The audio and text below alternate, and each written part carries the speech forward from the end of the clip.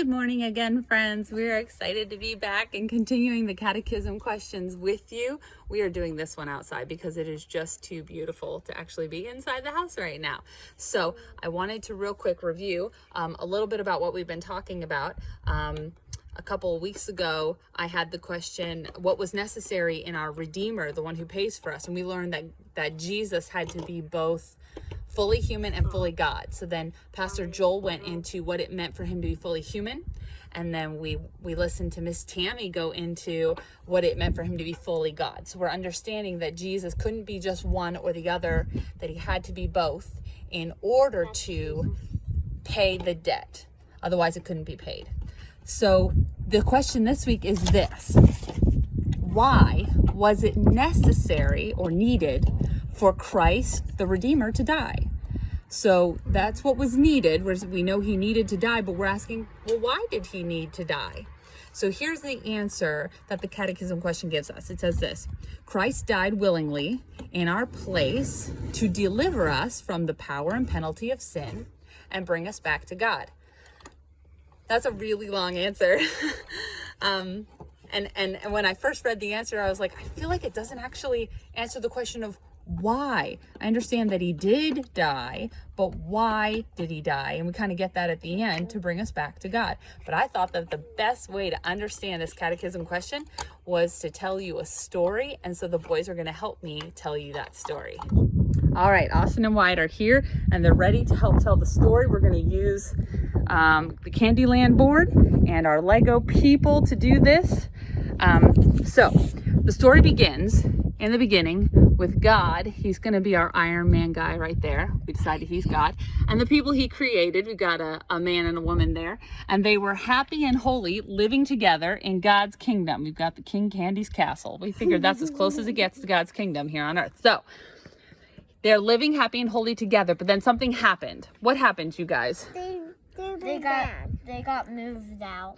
Why did they get moved out? Because they sinned. They sinned against God, so they didn't do what he said. They got moved out of the kingdom, and then this impediment was put in place to keep people out. So now God's kingdom is shut off to our people.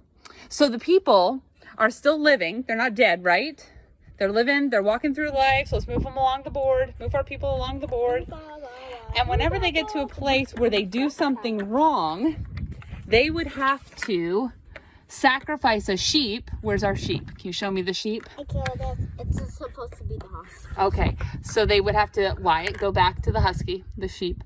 They'd have to kill the sheep to pay for their sins. Now, the sheep didn't completely pay for their sins, but it was a symbol to show that that sheep was taking on the penalty for their sins. And then they would keep moving along the board. Go ahead, keep going. He's eating chicken. The problem is that this wall into God's kingdom is still in place, and there's no way to move it out of the way until somebody new comes on the scene. Who are we waiting for? Jesus. Here's Jesus. So Jesus comes on the scene, and what does he do to move that wall from God's kingdom? What does Jesus do? He moves it. He just moves it like this. He doesn't, but how does he do that? Because of He does it by his powers. dying on the cross for our sins. Oh. So here we have Jesus. And when he dies on the cross for the people's sins, like when we hear in the story that the veil in the temple was torn, it's like the wall was moved. And now all of a sudden, look, we have a bridge. Yeah. So he's on the cross. Let's pretend that the wall's the cross. Okay. And then Beautiful. And it to moves happen. it out of the way. Now, the people, again, yay, show them excited. They're dancing. So now, we have access to God through the bridge that is opened up because Jesus died on the cross for our sins. So once again, the question that we heard, guys, listen. Well, the question was this: why was it necessary for Christ the Redeemer to die?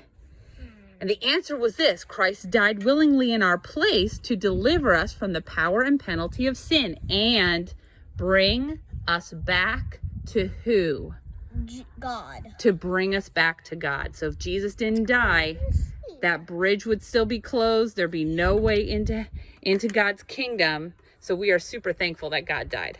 Thank you all so much for joining us this Sunday, and we hope that you join us again next week when we do our next catechism question. We had a lot of fun with our Legos in Candyland, and we'll see you later. Bye. Bye.